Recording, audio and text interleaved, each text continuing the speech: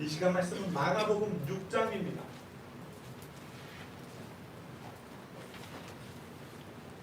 마가복음 6장 30절에서 44절에 있는 말씀입니다.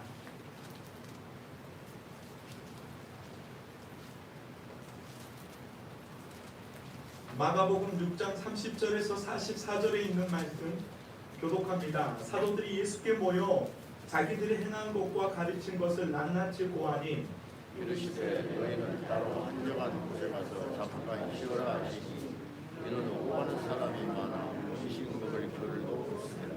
이에 배를 타고 따로 한적한 곳에 갈새 그들이 가는 것을 보고 많은 사람이 그들인 줄 아니라 모든 거울로부터 도로로 그곳에 달려와 그들보다 먼저 예수께서 나오사 큰 무리를 보시고 그 목자 없는 양 같음으로 인하여 불쌍히 여기사 이에 여러 가지로 가르치시더라. 때가 저물어 가매 제자들이 예수께 나와 여짜오되 모든 빈들이요 날도 저물어 가니 무리를 보내어 두루 총과 마을로 가서 무엇을 사 먹게 하옵소서.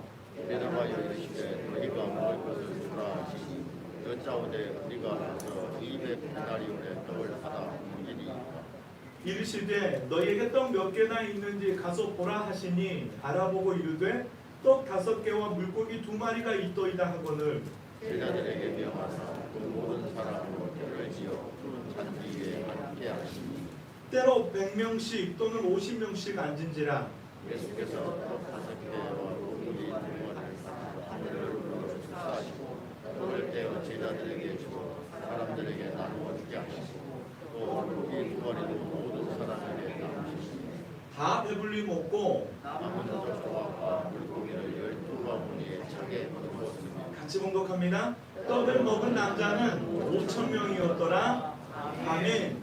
할렐루야. 우리 서로 인사 나누시겠습니다. 사랑합니다. 축복합니다. 존경합니다. 한 주간도 잘 계셨죠? 평안하셨죠? 아멘. 그렇습니다. 저희가 곰곰이 예배 자리에 있으면서 곰곰이 생각해 봤습니다. 정말 누차 제가 강조하는 얘기지만 교회 오면 즐거웠으면 좋겠다. 무거운 짐 다 내려놨으면 좋겠다. 근데 무거운 짐 지금 뭐 여기 안고 이렇게 막 머리 이고 앉아 계시면 안 되는 거예요. 아셨죠? 그래서 정말 예배 시간 또 말씀을 듣고 찬양하며 기도하며 이 시간이 여러분들에게 즐거움이 되고 정말 죄에서 여러분들을 구원하고 회개하고 또 그런 역사들이 일어나고 할렐루야. 마음에는 기쁨이 있고 즐거움이 있었으면 좋겠다. 정말 예배 시간 여러분 그렇게 마음을 갖기로 또 그렇게 은혜를 받기를 사모하시기를 바랍니다. 그래서 말씀을 오늘 또 들을 때에도 우리가 익히 들은 말씀이잖아요. 오병이어의 말씀, 오병이어의 말씀. 우리가 설교 시간, 우리가 신앙생활하면서 가장 많이 듣는 설교 중에 하나가 이 오병이어와 관련된 설교가 아닐까. 자, 그래서 저는 한 주간 얼마나 고민스러웠는지 모릅니다. 이제까지 정말 많은 말씀을, 이 오병이어에 관한 말씀을 들어왔는데 보리떡 몇 개요? 그쵸, 손가락이 5개, 물고기 2마리. 자, 이걸로 5,000명을 먹이신 사건에 관한 설교를 얼마나 많이 들어왔는지 이미 다 우리는 다 이제는 설교의 내용을 다 알고 있어요. 그래서 저는 어떻게 이 말씀을 접근해 갈 수 있을까 고민 엄청 많이 했답니다. 정말 이 말씀을 통하여서 우리가 정말 예수님과 같은 마음을 갖자. 제자들의 마음과 예수님의 마음이 어떠해야 되는지를 우리가 보게 될 텐데 우리에게 너무나 익숙한 이 오병이어의 말씀, 오병이어의 이 사건, 5,000명을 먹이신 사건을 우리가 말씀을 통하여서 우리가 정말 하나님, 살아계신 하나님을 또 만날 수 있는 이 아침이 되기를 주님의 이름으로 축원합니다. 자, 오병이어라고 불리는 이 예수님의 공생의 사건은 사복음서 마태마가 누가 요한복음에 모두 기록되어 있는 사건 중에 하나입니다. 그래서 예수님의 기록 중에도 예수님의 공생의 사역 가운데 2가지 대표적인 내용이 있어요. 그 대표적인 내용 가운데 하나가 죽은 나사로가 살아난 사건, 대표적인 기적이에요. 예수님의 공생의 사역 가운데 2가지를 꼽으라고 한다면 죽은 나사로가 살아난 사건과 바로 5,000명을 먹이신 보리떡 5개와 물고기 2마리로 5,000명을 먹이신 사건, 이 사건을 얘기하고 있습니다. 본문의 신화적 배경을 보게 되면 예수님은 이 공생의, 그러니까 공생의 세례 요한으로부터 세례를 받고 첫 번째 유월절 성전을 찾죠. 두 번째 유월절 양문격 베데스다 연못가를 찾죠. 세 번째 유월절이 다가올 즈음에는 예루살렘을 방문하지 않고 베데스다 들려 가까운 곳에 있고 이제는 제자들을 훈련시키러 다니시는 거예요. 유월절. 그렇게 유월절 세 번째 공생의 유월절을 그렇게 맞이합니다.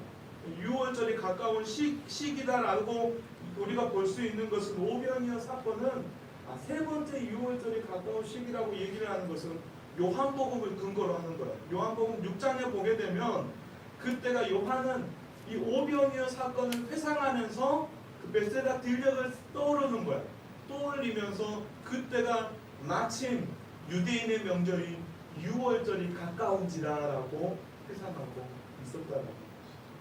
그러니까 사복음서를 다 종합해 보면 오늘 본문은 예수님의 공생의 세 번째 맞게 되는 유월절 시기에 예수님으로부터 파송받은 제자들이 전도 현장에서 돌아온 이야기로부터 시작합니다.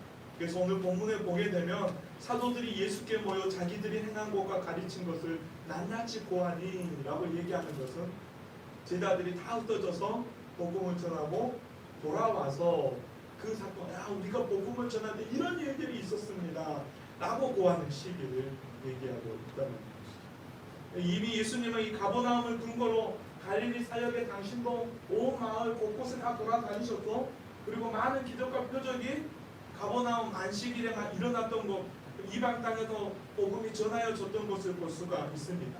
또 그것으로 인하여서 12제자를 파송을 하죠. 유일하게 오늘 마가복음에서는 사도들이다라고 언급하고 있지만 12제자들을 파송을 하는 거예요.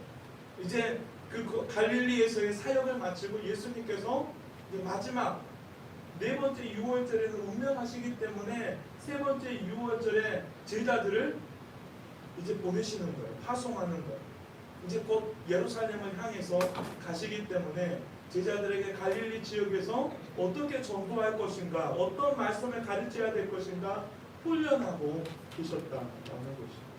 그리고 무엇보다도 예수님이 이 갈릴리 지역 곳곳에서 하나님 나라의 복음을 전하기를 원하셨다는 것. 그리고 보다 더 중요한 목적이 있는데 바로 제자들을 훈련시키는 데 목적이 있습니다. 이제 있게 된 당신의 부재죠. 당신이 이제 예루살렘을 향해서 가게 되면 다시 갈릴리로 돌아오지 못하고 십자가에서 운명하시기 때문에 당신의 십자가 사건과 부활 사건 이후에 있게 된 부재, 그 부재 이후에 복음을 제자들에게 위임하는, 지금 위임하기 위하여서 훈련을 시키고 있는 과정입니다. 그러니까 우리가 오늘날 교회 안에서 성경 공부하십시오, 말씀 보십시오, 또 자꾸 우리가 이렇게 권면하는 것은 우리에게도 동일한 사명이 있기 때문이다. 부르신 가운데는 사명이 있고 그 사명 가운데는 우리가 전해야 될 복음, 물론 지난 시간에도 제가 말씀을 드렸던 것처럼 지금은 말로서 전하는 복음의 시대가 아니라라는 거예요. 말로서 전하는 시대. 다 지금 마스크 쓰고 있잖아요. 무슨 말을 하는지 알아? 못 들어요. 뭔 말을 하려면 가까이 다가가서 들어야 되는데 가까이 누가 다가가나요? 요즘 시대에. 말로서 전하는 시대는 끝났다. 우리의 삶으로. 그래서 지난 시간에 삶 따로, 믿음 따로의 삶, 따로따로의 삶은 안 됩니다 라고 얘기를 드렸던 거죠. 근데 이제는 삶으로 우리가 복음을 전해야 하고, 소외받는 사람들, 그리고 그 연약한 형제들을 우리가 돌아볼 수 있는 우리 삶으로서 이제는 증명해 내야 된다는 거죠. 그래서 오늘날 이 제자들도 예수님의 부재 이후에 있게 될 일들을 염두에 두고 제자들을 훈련을 시키고 있었다는 거죠. 그래서 오늘 본문 이전의 내용이 이와 같습니다. 마가복음 6장 12절에 보게 되면 제자들이 나가서 전하는 게 이거예요. 회개하라, 전파하고, 13절에 보니까요, 많은 귀신을 쫓아내며 많은 병자에게 기름을 발라 고치더라. 이게 예수의 이름이 드러난지라 라고 얘기하고 있다는 것이죠. 이후에 헤롯과 세례 요한의 죽음의 내용이 지난 시간에 있었던 말씀입니다. 그래서 곧 이어서 이 오늘 본문의 내용이 시작되는 거죠. 그들 제자들, 복음을 전했던 제자들이 돌아와서 자기들이 행한 것과 가르친 것을 낱낱이 고하니 예수님에게 배운 그대로 전하는 거예요. 우리가 이런 복음을 전했습니다. 나중에 보게 되면 또 한번 베다니에, 요단 동편의 베다니에 이제 예수님께서 예루살렘에 입성하기 전에 베다니에서 복음을 전하게 되는데, 그때 한번 제자들이 더 한번 파송을 받습니다. 그때 파송을 받을 때에도 주의 이름으로 귀신들이 떠나가며 세방언을 말하며 독을 마시고 뱀을 집으며 독을 마실지라도 해를 당하지 아니하며 손으로 얻는 병이 낫는 역사가 일어나요. 예수님의 말씀대로 그들이 그렇게 행하고 돌아와서 또 한 번 베다니 전도 사역의 내용을 보고하는 내용들도 우리가 접할 수가 있는 것이죠. 그래서 오늘 본문 그들이 행한 것과 가르친 것을 낱낱이 고하니, 이 말로부터 지금 여러분 한번 상상해 보십시오. 이제 예수님 앞에 제자들이 복음을 전하고 나서 그런 기적과 표적들이 막 나타났어요. 얼마나 흥분된 상태로 지금 왔겠습니까? 와, 우리가 복음을 전하는데요. 여러분 그때 당시 오토바이가 있었겠어요? 뭐가 있었겠어요? 그들은 걸어서 곳곳 마을마다 갈릴리 도를 돌아다니는 거예요. 여러분 상상해 보십시오. 지금 예수님께서 오늘 본문을 상상해 보더라도 배 타고 가시는데 도보로 사람들이 예수님이 가시는 곳을 알았다? 아마 제 생각에는 운남에서 해제 그 해변가, 야, 지난번 그 연기가 해제까지 가더라고. 해제까지. 지난번에 죄송한 얘기죠. 어디서 불이 났을 때 보니까 얼마나 큰 연기가 났는데 그 연기가 해제까지 왔어. 해제까지. 딸이 차를 잘못 타가지고 해제에 있는 바람에 해제로 딸을 데리러 갔는데 그 해제까지 그날 연기가 들어오는. 아마 제가 상상해 보건데 그것보다는 아니더라도 그 해안가 갈릴리 해변가를 쫓아서 사람들이 몰려들기 시작. 도보로. 제자들도 뿔뿔이 흩어져서 그렇게 두세 사람이 복음을 전하는 현장, 그곳에서 하나님의 나라를 전하고 회개하게 하고, 그리고 병 고치고 귀신 들린 자를 쫓아내고, 그 많은 기적과 표적을 보고 지금 예수님에게로 와서 보고를 하고 있는 상황. 여러분 가만히 있겠습니까? 아, 제가 이 마을을 갔는데 이런 일들이 있었어요. 막 서로 얘기하려고 하는 모습. 여러분 상상이 가십니까? 두려움을 가지고 전도 현장에 나갔는데 막상 나가서 얼마나 두려웠겠습니까? 일들이 일어날까? 그런데 표적들이 나타나는 거예요. 전도를 하는데 놀라운 역사들이 일어납니다. 예수님은 그 얘기들을 들으시고 그들의 수고를 격려하시고는 너희들이 잠깐 쉬어라. 잠시 한적한 곳을 쉬기를 원하시는 거죠.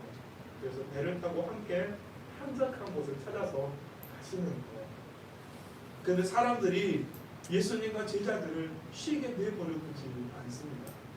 배가 가는 방향을 보고 배가 도착할 곳에 먼저 사람들이 도보로 이동하여서 기다리고 있었던 것입니다. 어떨까요? 아마 배를 타고, 그때 당시 모터 달린 배는 아니니까 배 타고 가면서 사람들이 도보로 가는 방향들, 사람들 무리들을 이미 보았겠죠. 야, 저 사람들이 어디를 가나 이렇게 보고 있는데 이미 당신들 앞에 다 모여있는 사람들, 그곳에 배를 대고 내리면서 맞닥뜨리는 상황이죠. 도착한 곳에서 무리를 만나게 된 예수님과 제자들의 반응이 어땠을까? 먼저 예수님의 반응입니다. 34절 말씀을 보게 되면 예수님은 당신들에게 나온 무리들을 보시면 이렇게 회상하고 있습니다. 그 목자 없는 양 같음으로 인하여 큰 무리를 보시고, 그 배를 타고 쫓아온 도보로 달려온 무리들이 큰 무리였다라는 거죠. 큰 무리를 보시고 마음에 이런 생각을 가지신 거예요. 그 목자 없는 양 같음으로 인하여 불쌍히 여기사 이에 여러 가지로 가르치시노라. 자, 큰 무리를 보시고 예수님의 반응은 이거였어요. 불쌍히 여기셨고 다시 말씀 사역을 하셨다라는 거, 여러 가지로 가르치셨다라는 거죠. 예수님은 자기를 따라 나온 무리들을 목자 없는 양과 같은 존재로 여겼다라는 거예요. 여러분 지난 시간에도 언급했듯이 목자 없는 양의 존재, 여러분 생각해 보셨습니까? 목자 없는 양의 존재. 목자 없는 양은요, 목적지를 알지 못합니다. 방황합니다. 목자를 놓치면 양은 방황하는 거예요. 모든 짐승들은 회귀 본능이 있어서 본능적으로 자신들이 있어야 될 곳을 찾아간다고 그럽니다. 그런데 양은 그렇지 못한다고 그래요. 양은 리더 양이 있고 리더 양을 쫓아서 목자를 쫓아갈 때에, 그리고 목자의 지시를 들을 때에 리더 양을 쫓아갈 수가 있다라는 거예요. 떨어지거나 멀어져 있으면 아말렉이 이스라엘 그 광야에서 이스라엘 백성들의 후미진 곳을 쳤던 것처럼 그렇게 먹힐 수밖에 없다라는 거예요. 목자의 잃은 양은 방황할 수밖에 없다라는 거예요. 양은 자기 우리를 찾지 못합니다. 반드시 목자가 우리를 안내해 주어야 합니다. 성경은 우리 인생을 양에 비유합니다. 목자 없는 양은 반드시 방황하게 되어 있고, 또 목자 없는 양은 스스로 필요를 채우지를 못합니다. 그래서 목자 없는 양은 먹을 것을 발견하기가 쉽지 않다.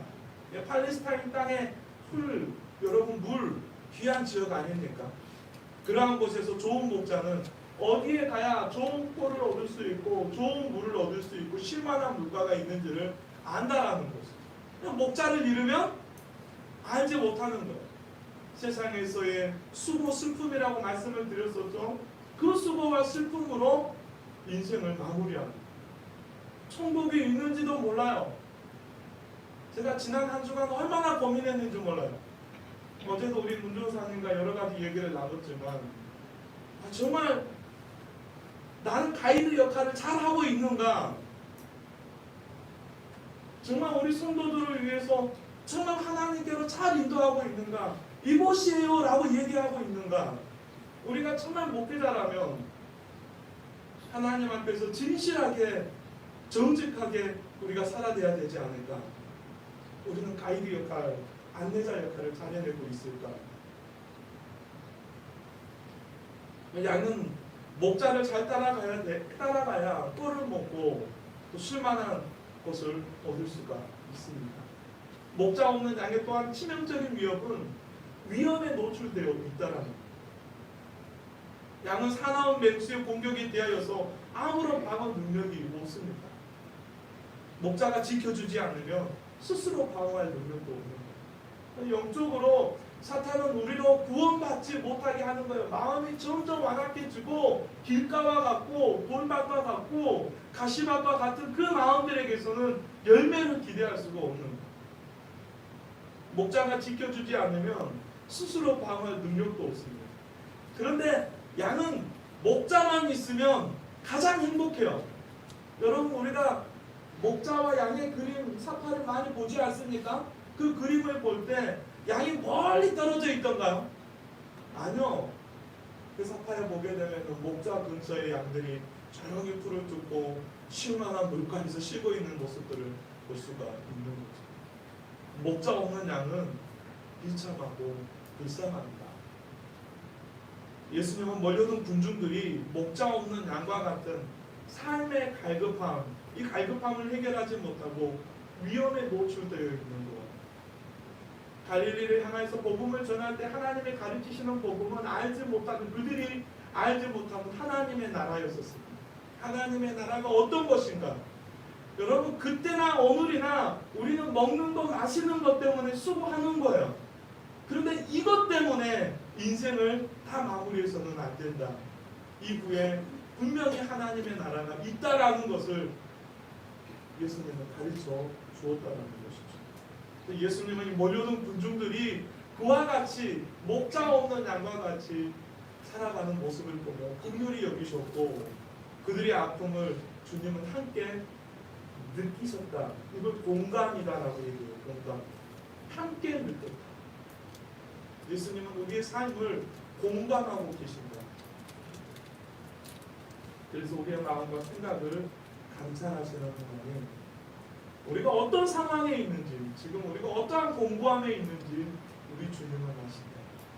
여러분, 이 믿음을 가질 때, 하나님에 대한 이 지식을 가질 때 우리는 하나님으로부터 오는 은혜를 경험할 수가 있습니다. 그렇죠. 하나님은 아시죠. 하나님이 아십니다. 할렐루야. 이 믿음을 하나님은 여전히 우리 삶에 함께 하시고 공감하고 계십니다. 우리 아픔을 알고 계십니다. 반면 제자들의 반응은 어떨까요? 그들은 나름 예수님의 명령을 받아서 사명을 가지고 갈릴리 각 지역을 다 돌아다니고 복음을 전하고 돌아왔던 사람들. 그러니까 복음을 전하면서 그들에게 나타났던 현상들, 본문에 보니까 이 다른 복음서에서 보게 되니까 귀신들이 떠나가고 병에서 고침을 받는 일들을 목격하면서 돌아와서 의기양양하게 예수님에게 저희들에게도 이런 능력이 나타났습니다. 이렇게 얘기하지 않았겠습니까? 영적으로는 한껏 들떠 있었지만 육적으로는요, 그들은 피곤해 있을 그들을 향하여서 예수님께서는 따로 한적한 곳에 가서 쉬어라 라고 말씀하고 있습니다. 이렇게 하신 이유를 보니까 31절에 보게 되면 오고 가는 사람이 많아 음식 먹을 겨를도 없습니다. 그냥 한적한 곳에서 지금 예수님을 만나는 것이 아니에요. 아마 제가 봤을 때는 복음을 전하고 돌아와서도 현장 그 자체였던 것 같아요. 도로, 우리가 말하는 도로 가서 보니까 거기에 도로가 있지 않습니까? 로마 시대니까. 그런 도로 길가 사람들이 계속해서 오고 가는 사람이 많아서 음식 먹을 겨를도 없습니다. 육적 피곤함을 아시는 주님께서 그들에게 쉼을 허락하신 것이죠. 주신 것이죠.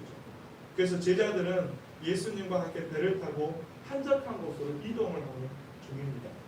그런데 예수님에 관한 소문을 들은 많은 사람들이 몰려들기 시작합니다. 제자들이 가는 모습을 보고 이동하는 모습을 보고 그들이 도착할 곳을 짐작이라도 했듯이 그곳에서 미리 가서 달려가서 기다리고 있는 겁니다. 제자들의 입장에서 보면 모처럼 쉼을 얻을 수 있는 시간이에요. 예수님께서 따로 한적한 곳에 가셔서 쉬다라고 얘기해서 이동하는 중이었어요. 근데 막상 도착해보니까 쉼은커녕 또 사람들이 모여있네요. 여러분 같으면 어떨 것 같아요? 자, 이제 여러분들의 생각을 집중해야 될 때요. 우리는 많은 수고를 했어요. 많은 수고를 하고 잠깐이라도 쉼이 필요한데 또 예배 나오라고? 자, 그 말투이 어떤 것 같아요? 어쩌면 제자들의 마음속에는 몰려드는 사람들이 야속해 보였을지도 모릅니다. 그렇다고 무리를 쫓아낼 수도 없는 거고 예수님 쉬셔야 됩니다. 우리도 쉬어야 됩니다. 말할 수도 없는 거고 스스로도 쉴 수도 어느 한 곳에 빠져서 쉴 수도 없는 상황입니다. 조금 전까지 그들은 사명을 감당하고 돌아왔습니다. 그들은 걸었고 전하였고 고치기까지 하였습니다. 간단한 일이 아닙니다. 지금 지쳐있는 상태입니다. 아마도 이들 제자들에게 필요한 것이 쉼이 아니었을까. 이를 알고 주님께서도 그들에게 쉼을 허락하셨던 것입니다. 그런데 그들이 찾은 곳에 원하지 않았지만 또 무리들이 있었다. 아마 그들의 마음에 긍정적으로 받아들이는 것, 수용하는 것이 참 힘들었을 것 같습니다. 완전히 일어나기에는 약간의 시간이 걸릴 듯 싶습니다. 어쩌면 현재 그들 안에는 주님의 마음과도 같은 그 무리를 보시며 목자 없는 양과 같이 불쌍히 여기는 마음이 들기보다는 어쩔 수 없는 상황이니까 그래도 형식적으로 그들을 대하고 있을지 모릅니다. 그럼에도 어느덧 하루해가 미어미어 지어가고 있습니다. 제자들은 은근히 걱정됩니다. 예수님과 달리 제자들은 무리로부터 빨리 벗어나서 좀 쉬고 싶은데 갈 생각들을 안 하는, 해는 미어미어 지어가고 있는데 이제는 먹을 것까지 준비해 줘야 되는 상황인 겁니다. 그런 상황에서 주님께서 뜻밖의 말씀을 하십니다. 너희가 먹을 것을 주나. 한번 따라해 봅시다. 다 마스크 쓰고 있으니까 간단하기만 하면 너희가 먹을 것을 주라. 뜻밖의 상황인 거야. 큰 무리들 너희가 먹을 것을 주라. 주님의 말씀이 임할 때 되게 사람들의 반응이 두 가지 반응이 나타나게 됩니다. 첫 번째는 불순종할 핑계를 찾기 위하여서 자신이 포기할 수밖에 없는 이유에 대하여서 얘기하기 시작합니다. 이런 예를 들어서 이런 거예요. 주님 나를 따르라라는 명령에 잠깐만요 주님. 저 부모님을 좀 뵙고 와야 되겠습니다. 부모님과 얘기 좀 나누고 와야 되겠습니다. 잠깐만요. 지금 땅을 샀으니까 저 밭 좀 갈고 오겠습니다. 잠깐만요. 저 지금 결혼했으니까 아내를 기쁘게 하고 오겠습니다. 지금 전장 예수님이 너희가 먹을 것을 주라 나를 따르라 라는 명령에 보여줄 수 있는 반응의 첫 번째는 불순종하기 위하여서 자신을 합리화시킬 이유를 찾는 반응이 첫 번째로